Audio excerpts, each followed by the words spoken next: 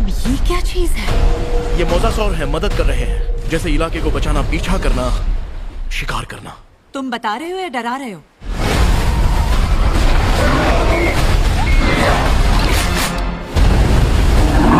Guys, अगर आप भी मेरी तरह मैजिकल फैंटेसी एडवेंचर मूवीज देखना पसंद करते हो तो ये वीडियो आपके लिए, क्योंकि आज की वीडियो में मैं आपको हॉलीवुड की एक नहीं दो नहीं लेकिन टॉप 9 मूवीज के बारे में बताने वाला हूँ, जिन मूवीज के अंदर आपको काफी कमाल का मैजिकल फैंटेसी एडवेंचर देखने को मिल जाएगा। और सबसे अच्छी बात, ये सारी ही मूवीज आपको हाई क्वालिटी हिंदी डबिंग के साथ देखने को मिल जाएगी। तो बस इसीलिए वीडियो को बिना स्किप के एंड तक जरूर देखना, ताकि आप इनमें से किसी भी अच्छी फैंटेसी एडवेंचर वाली मूवी को मिस ना कर दो। दुनिया बदल रही है, परिंदा शहर हमला करने आ रहा है। जिंदगी के इस मजेदार खेल में आखिर तुम हार गए।